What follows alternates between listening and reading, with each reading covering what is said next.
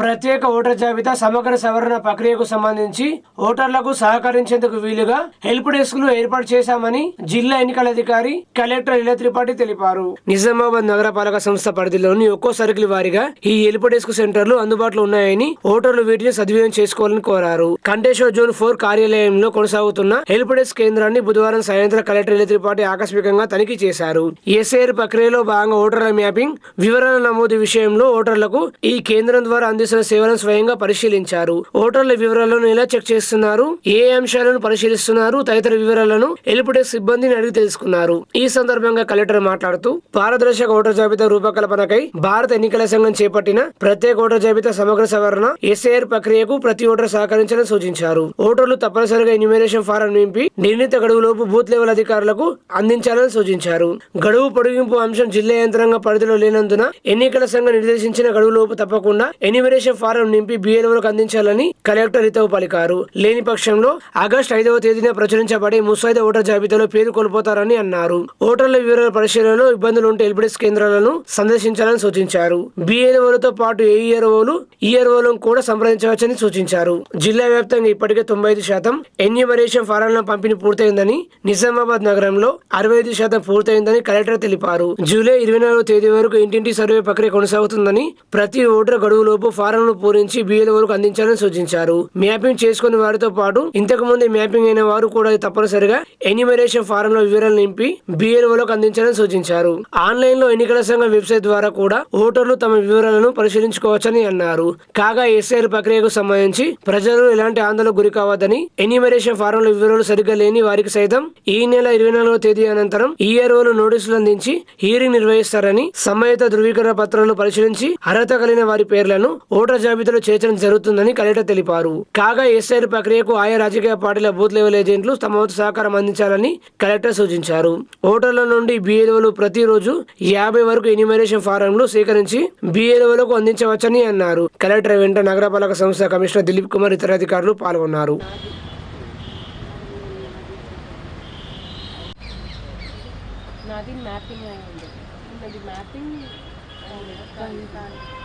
రోజుని మ్యాపింగ్ కూడా కాదు. నేను డిఎల్ఓగా చేశారా? వాళ్ళు మ్యాపింగ్ చేస్తుంటే పోలీస్ స్టేషన్ గుజరాత్లో. అందరికీ నమస్కారం.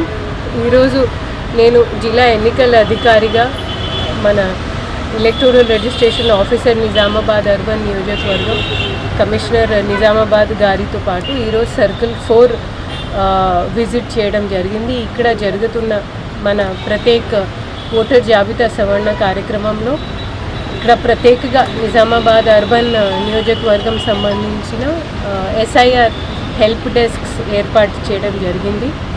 అదేవిధంగా మేము లాస్ట్ వీక్ గత 26 నాడు నుండి స్టార్ట్ అయిన ఎన్యూమరేషన్ ఫామ్స్ డిస్ట్రిబ్యూషన్ ప్రక్రియలో ఇప్పటి వరకు నిజామాబాద్ అర్బన్లో దాదాపు ఒక 65% వరకు మన ఫామ్స్ కూడా పంచుకోవడం జరిగింది. నేను ప్రజలతో అందరు ఓటర్లతో నేను కోరేది ఏంటంటే, ఫస్ట్ ఆఫ్ ఆల్ ఇది మనకి జస్ట్ ఒక ప్రత్యేక ప్రక్రియ కాబట్టి దీనికి ఒక ఫిక్స్డ్ గడుపు ఉంటుంది. దాన్ని ఇంకా పెంచడానికి అవి అన్ని అధికారాలు మా దగ్గర ఉండవు. సో దయచేసి దీన్ని అందరు వినియోగించాలి అని కోరుకుంటున్నాను. మీకు క్షేత్రస్థాయిలో తిరుగుతున్న బిఎల్ఓస్ నంబర్స్ కూడా అందుబాటులో పెట్టాము. మీ ఏఈఆర్ఓస్ నంబర్ మీకు తెలిసి ఉంటాయి, మీ ఈఆర్ఓస్ నంబర్స్ మీ దగ్గర ఉంటాయి. సో దయచేసి వాళ్ళని సంప్రదించండి. ఇప్పుడు మన నిజామాబాద్ జిల్లాలో దాదాపు ఒక 95% వరకు ఎన్యూమరేషన్ ఫామ్స్ పంచుకోవడం జరిగింది. ఎవరికైతే ఎన్యూమరేషన్ ఫామ్ ఇప్పటి వరకు దక్కలే వాళ్ళు దయచేసి వాళ్ళ బిఎల్ఓని సంప్రదించాలి. కానీ ఈ ప్రక్రియ మేము 24 జూలై వరకు మేము నడిపిస్తాము. దీంట్లో అందరు గమనించాల్సిన అంశం ఏంటంటే, ఇంతకుముందు జరిగిన మ్యాపింగ్లో వాళ్ళు మ్యాప్ అయినా కాకపోయినా వాళ్ళు ఎన్యూమరేషన్ ఫామ్స్ వారికి తెలిసిన వివరాలతో నింపి మాకు 24 జూలై లోపల తప్పకుండా ఇవ్వాలి. ఒకవేళ ఒక మ్యాపింగ్ అయిన ఓటర్ కూడా వాళ్ళ ఈ ఎన్యూమరేషన్ ఫామ్స్ తిరిగి మాకు ఇవ్వకపోతే వాళ్ళ పేరు మనకి ముసాయిదా 5 ఆగస్టు నాడు విడుదల ప్రకటన ముసాయిదా ఎలక్టోరల్ జాబితాలో వాళ్ళు పేరు రాదు. మళ్ళీ చెప్తున్నాను, మ్యాపింగ్ అయిన ఓటర్స్ కూడా వాళ్ళ ఎన్యూమరేషన్ ఫామ్స్ని సరైన సమయం లోపల ఇవ్వకపోతే వారి పేరు ఎలక్టోరల్ డ్రాఫ్ట్లో రాదు. అదేవిధంగా మనకి ఈ సమయంలో ఒకవేళ కొన్ని వివరాలు మీకు ఐడియా లేకపోతే, ఒకవేళ మీకు ఎలాంటివి సందేహాలు అపోహలు ఉంటే దయచేసి ఇలాంటివి ఓటర్ ఫెసిలిటేషన్ సెంటర్ మేము ప్రతి ఒక్క సర్కిల్లో ఏర్పాటు చేసి ఉన్నాము. దయచేసి అక్కడ ఉన్న మున్సిపల్ సిబ్బందిని, మున్సిపల్ ఆఫీసర్స్ని సంప్రదించండి.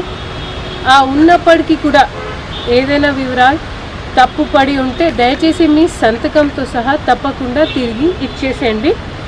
మేము మళ్ళీ 24 జూలై డెడ్ లైన్ అయిపోయిన తర్వాత మళ్ళీ మేము అందరితో హియరింగ్ కోసం కూడా అంటే ఇంకొక అవకాశం కల్పిస్తాము.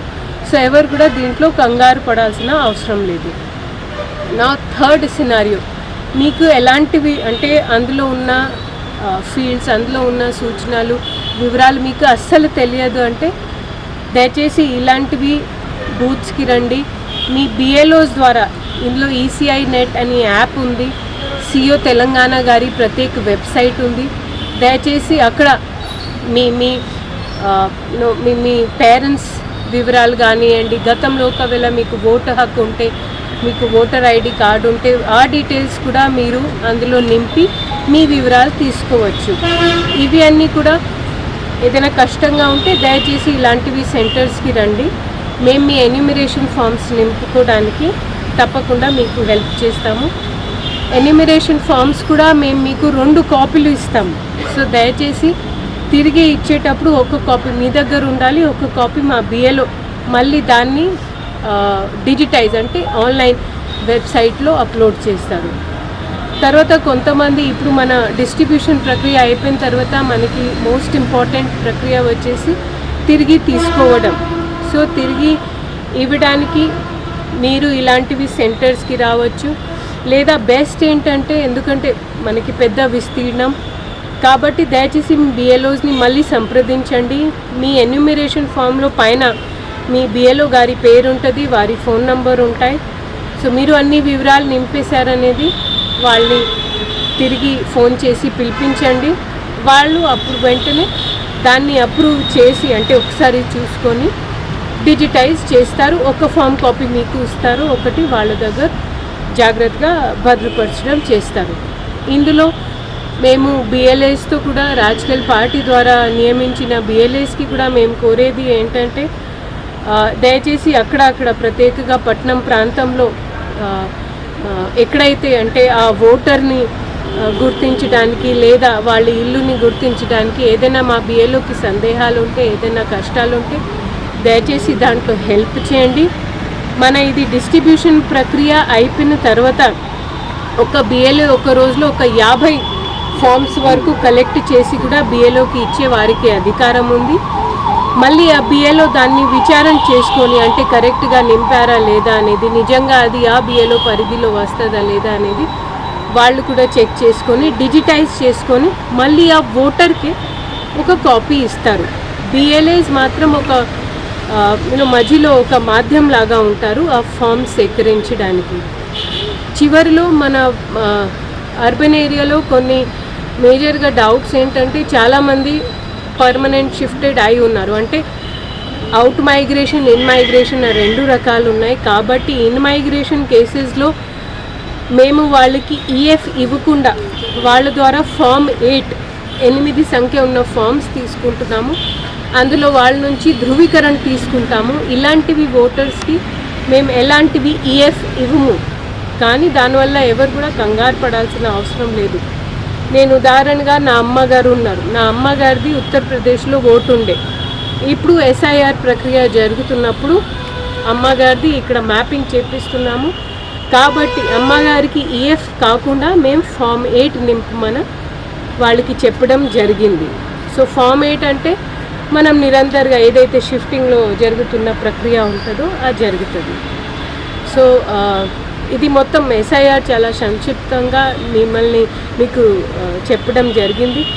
దయచేసి ఈ ఎక్సర్సైజ్ గురించి ఈ కసరత్లో మీరు మా బిఏలోకి మా అధికారులకి సహకరిస్తారు అని కోరుకుంటున్నాను. అండ్ దయచేసి ఇక్కడ పెడుతున్న మేము విసిల్బాట్లు దయచేసి దాన్ని వినియోగించండి. మీ ఫామ్స్ గురించి అపోహాలు డౌట్లు ఉంటే దయచేసి క్షేత్రస్థాయిలో చాలా విస్తృతంగా చాలా కష్టపడుతున్న మా బిఏలోస్ని సంప్రదించండి అని కోరుకుంటూ